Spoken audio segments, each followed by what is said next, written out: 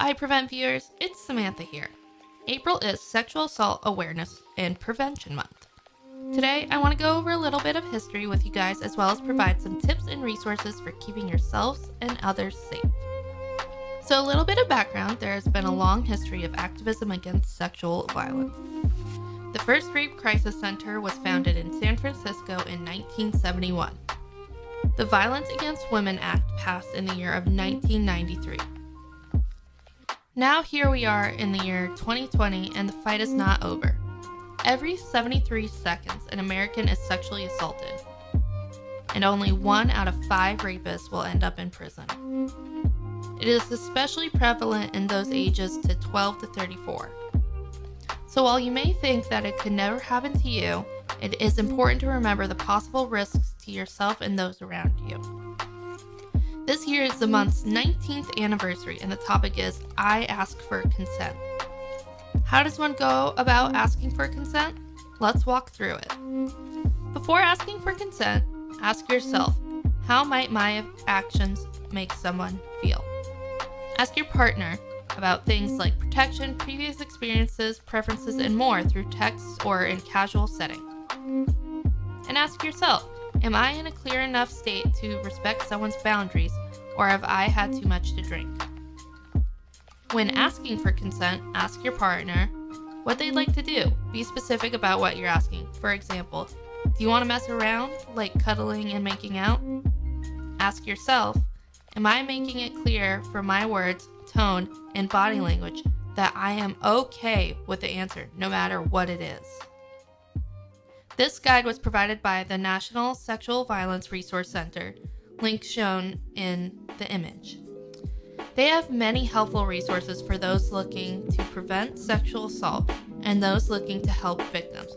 Having an open and honest conversation about consent is hard, but it gets easier with practice and it is vital for protecting yourself and your partner. Here are some examples from RAINN, the Rape, Abuse, and Incest National Network. How to talk about consent. Consent is an agreement between people to engage in a sexual activity. For example, shown here. Consent is about communication and it should happen every time. Remember to ask for consent whenever sexual contact increases or changes. Here are some examples of safe dating tips for teens. You are in charge of your body and get to decide what happens to it. You can always say no, even if you said yes before.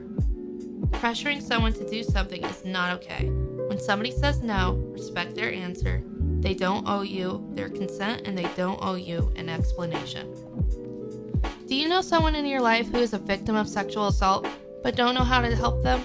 Oftentimes it is difficult for people to open up about their experience as they are afraid of possible repercussions.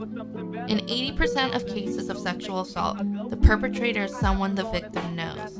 This can make it more difficult for someone to be open about sexual assault, particularly if the perpetrator is part of the family, a friend group, a classmate, or someone well-liked by the community.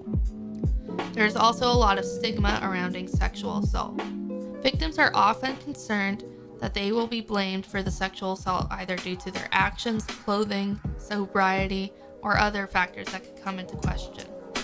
The truth is, though, it is never the victim's fault. That is why it is important that we make sure that they are supported. If you are trying to help a victim of sexual assault, remember talk. Thank them for telling you, ask how you can help, listen without judgment, and keep supporting. RAINN also has a family and friends toolkit available on their website, shown above, for information. If you or someone you know is in need of immediate help, you can call the National Sexual Assault Hotline.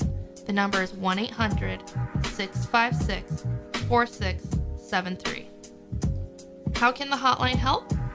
Calling the National Sexual Assault Hotline gives you access to a range of free services, including confidential support from trained staff member, support finding a local health facility that is trained to care for survivors of sexual assault and offers services like sexual assault forensic exams, provide someone to help talk you through what happened, give you local resources that can assist with your next steps towards healing and recovery, referrals for long-term support in your area, information about the laws in your community, and basic information for medical concerns.